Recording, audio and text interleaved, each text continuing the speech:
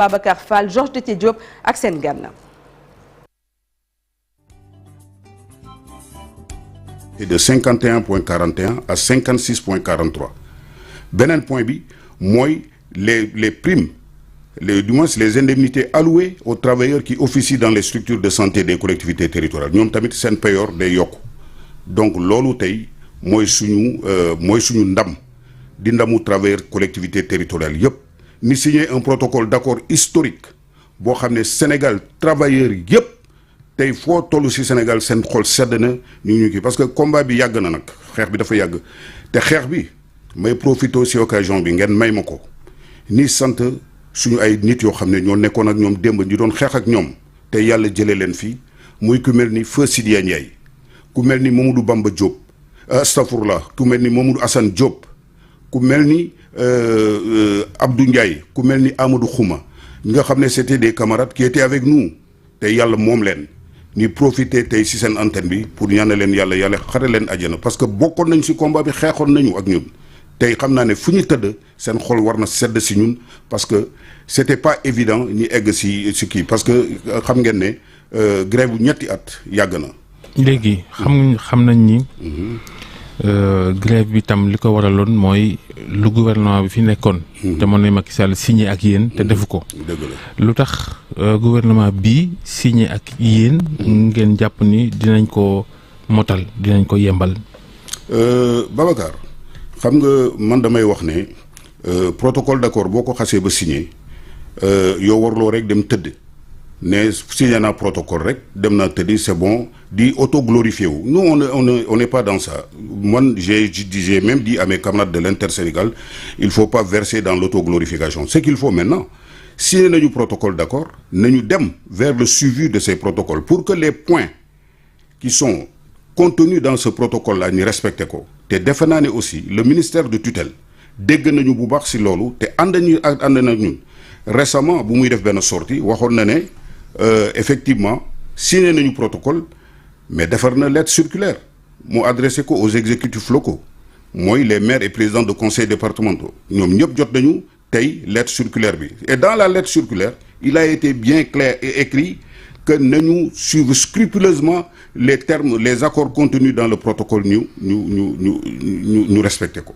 donc loolu ndam la du dëgg beneen bi bu may wax mooy aussi maires yi ak les présidents de conseil départemental jot nañu lettre circulaire yi parce que ñu ngi dégg ay écho mais ñoom tamit nañu conformer wu à la loi nañu fay parce que tey le gouvernement a mis des mesures d'accompagnement. justement yan mesures d'accompagnement parce que am na ay collectivités territoriales yi nga xamante ne.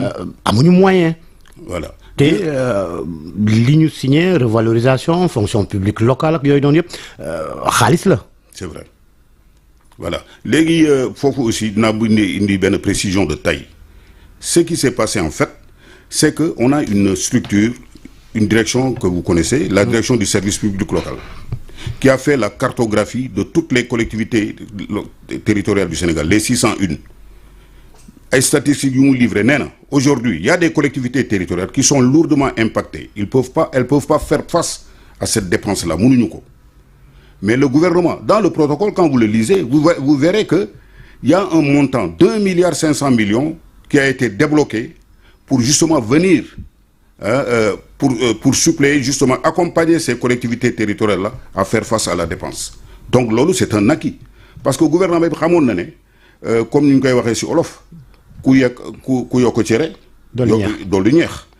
léegi dépense bi ñëw na xam nañ ne impact bi day am parce que am na ay collectivités territoriales tey yoo xam ne Sénégal amuñu les moyens pour faire face à la dépense mais est-ce que ñeex mi noppi na est-ce que ñeex mi noppi na non parce que débloquer 1 milliard bi ñu war a débloquer non c'est déjà gis nga loolu kooku c'est clair et net d'ailleurs je vais vous dire une chose bon pour attention monsieur Cissokho oui attention c'est le gouvernement c'est l'État moyens yi mën naa bañ a yemb tout de suite am déet waaw mais xam nga Babacar je voulais rassurer les travailleurs parce que tey man je parle au nom des travailleurs des collectivités territoriales du Sénégal sur l'ensemble du pays nous avons signé un protocole d'accord et dans le protocole d'accord xam nga mbir mi dañuy dellu tuuti gannaaw xam nga ñun avant bu ñu ministre bi rencontré ba pare il a pris le soin de rencontrer tous les exécutifs locaux du Sénégal woo ne leen en conclave ñu toog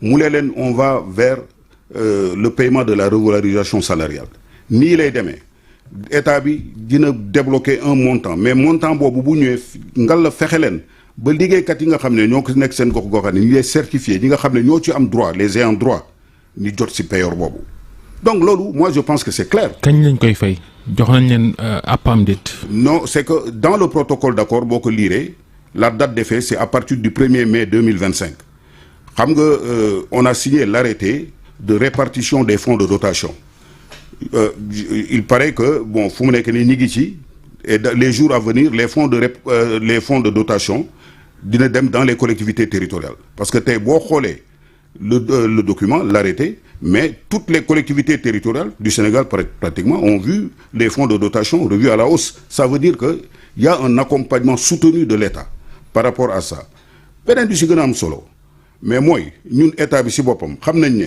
ñoom def nañu ay études bu ñu defee études yi ñoom xam nañ ne tey am na ay collectivités yoo xam ne mënuñoo fay mais ñoom ñoo débloqué montant boobu kooku loolu dafa leer parce que si l'État excusez-moi état bi bu ko wóoroon ne tey lii mu signé nii du ko def du signer un protocole d'accord avec nous et nous sommes conscients d'une chose nous allons suivre scrupuleusement les termes qui sont contenus dans le protocole d'accord pour que les jours et mois à venir travers collectivités territoriales les ayants droit jot ci seen payor. est-ce que am na ab mécanisme de suivi bi nga xamante ne mooy liggéey ci loolu. ndax boo amul mécanisme de suivi. boo moytu ngeen delloo bu mu ci boy ga wala bokk la ngeen doon sàkku ci ñoom ba ñu d'accord ko ñu mañ kaa matal. gis nga maa ngi dama bëgg wax fi benn affaire. dootuñu delloo buum si xaw ma boy comme ku nga waxee je ne connais pas trop bien ce terme là dootuñu ko delloo pour la seule et simple raison que nous avons une structure qui est dédiée et structure boobu qui s'appelle le Centre national de la fonction publique locale de la formation moom moo def un recensement exhaustif de tous les travailleurs des collectivités territoriales structure boobu ñun ak ñoom actuellement ni ngi suivre de manière scrupuleuse ñu ngi koy suivre man démb rek nga su ma jógee sa émission bi fii tey foofu lay dem. mais li ngay wax noonu du lu bees. waaw c'est avant que les autorités daal ñëw. loolu lan la centre boobu. waaw avant que les autorités la étude bi moo leen jiitu. mais nag xam nga lan il faut saluer parce que man aussi je ne vais pas verser dans la chose politique. parce que politique indiwuma fi je ne suis pas politicien je suis dans le champ social.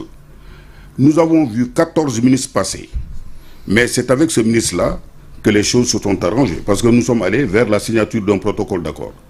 Parce que à l'époque avec Amadou Ba il était prévu que le premier ministre Amadou Ba demoon nañu ba ne day def des arrêtés des mesures d'accompagnement pour ñu fay ñu mais à quelques encablures des élections présidentielles vous avez suivi foofu la affaire bi échoué mais ñun ñu ñëw ministre bi dafa ñëw fekk ñu ci grève ñu continuer suñu grève woo nañu ñuy waxtaan mais ce qu'il faut saluer aussi c'est important. sëñ bi yaa ngi saluer rek.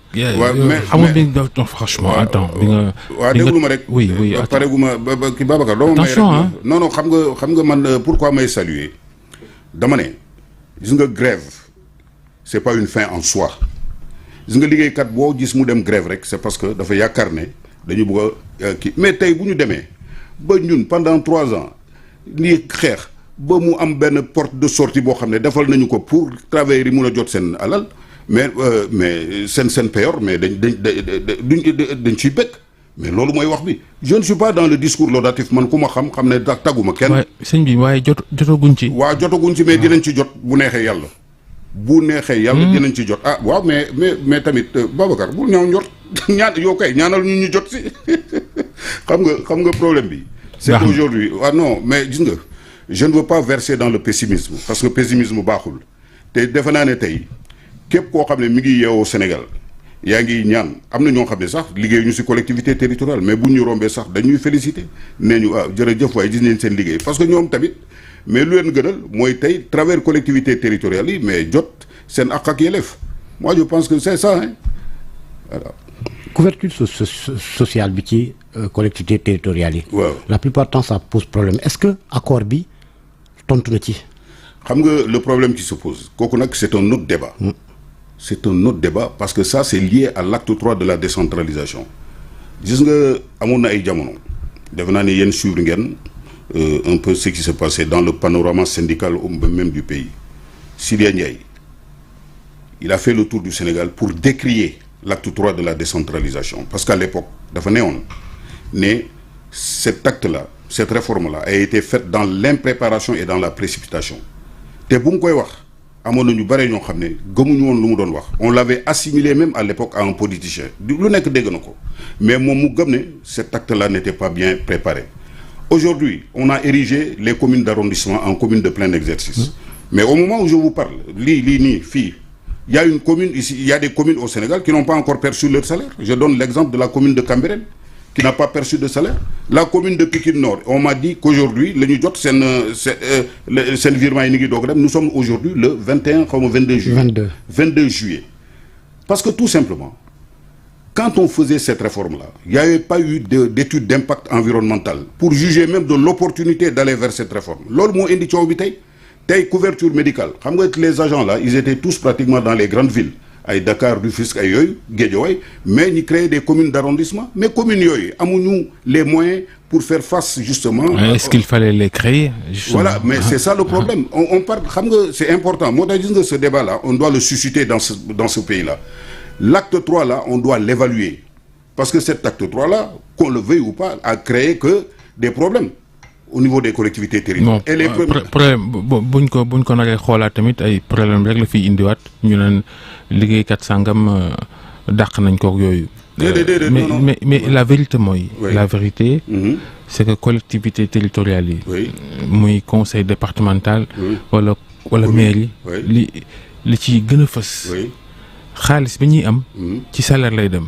voilà maire yi duñu investir. voilà duñu liggéey duñu gënal duñu askan wi. lépp ci yéen la jëm ci liggéeykat yi. à quoi bon faire des collectivités territoriales dans ce cas-là. Voilà justement gis nga bon c'est avec plaisir que je vous entends parler comme ça aujourd'hui ñun ñëpp Sénégal gis nañ ne mais la politisation dans les collectivités territoriales moo ñu rey. Parce que des recrutements abusifs. Il y a même un décret qui est sorti qui fixe les organigrammes types des collectivités territoriales mooy maanaam am na ay mairies yoo xam ne tey da ngay gis seen personnel dafa jéggi dayoo mooy indi les cessations de paiement bu ngay gis nii boo jëlee benn je donne des exemples comme ça en passant da ngay gis benn commune ils ont qu'un seul véhicule il y a plus de 10 chauffeurs parce que tous les maires qui passent viennent avec leurs chauffeurs et ces chauffeurs là dañ leen di utiliser dañ leen di embaucher pour des contrats à durée indéterminée loolu gis nañ ko fi mais tant que rationaliser wuñu les effectifs au niveau des collectivités territoriales du ñu génne ci coow yi te tey heureusement nous avons une structure qui est dédiée qui est le Centre national de la fonction publique et locale et de la formation qui est en train de faire un excellent travail parce que actuellement les ressources humaines au niveau des collectivités territoriales il faut ñu rationaliser ko.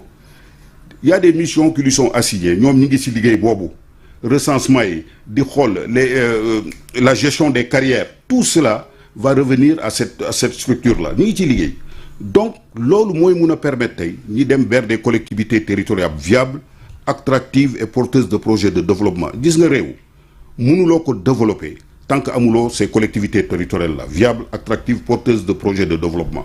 Mais malheureusement au Sénégal on a raté je peux me permettre de parler comme ça à un moment donné la décentralisation parce que la politisation dans les collectivités territoriales moo war a arrêter nañu xam ne collectivité territoriale démembrement état la bu nekkee démembrement état parce que c'est pas pour rien que ñu transférer les 9 domaines de compétences c'est l'état décentralisé en fait donc ñooñu dañ leen war a mettre dans des trucs dañ ko war a encadrer mu am une administration digne de son nom ñuy liggéey mais di jël mairie yi di ko sol ba nga xam ne tey ay liggéeykat pour ñu fayeeku seen salaire day nekk problème donc ça aussi. am na beneen mbir bu ci am. ministre bi sax waxoon na ko. faaw ñu càmbaraat diplôme yeeg ñoom seen. ci seen biir. am na si ñoo xam ni ñu ngi wax ne am nañ diplôme sàngam amuñu ko. mais c'est vrai mais ça c'est on va faire un audit physique.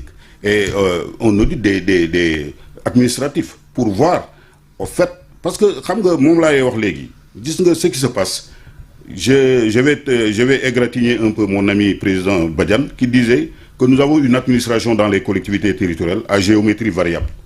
Collectivité territoriale ngay dem nga gis des travailleurs ni jox leen ni leen di appliquer le barème indiciaire des agents des agents de l'État nga gis à côté ñoo xam ne c'est des contractuels de droit commun mooy maanaam ni leen di jox ni leen di assimiler à des travailleurs qui sont dans au niveau du code du travail mooy maanaam dans le secteur privé da ngay gis ay travailleurs collectivités territoriales au lieu ni fay leen sur la base du barème indiciaire ni leen di fay sur la base des conventions du commerce du bâtiment ak yu demee noonu donc vous voyez tout dafa bëri ay chamboulement ñun on a du pain sur la planche.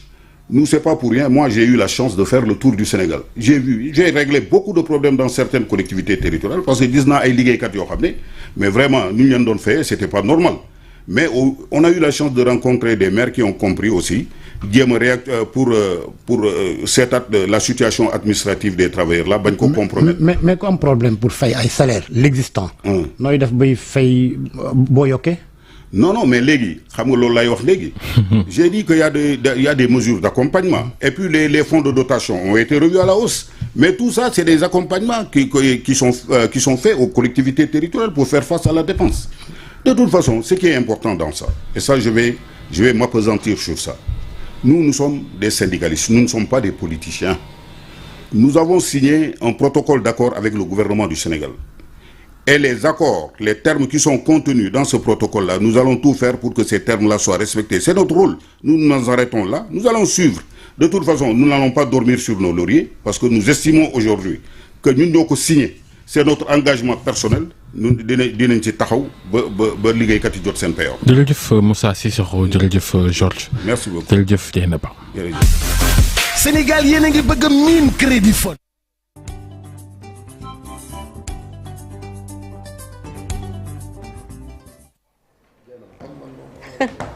Merci beaucoup à Babacar Fall et à Georges Déthié Diop ainsi que seen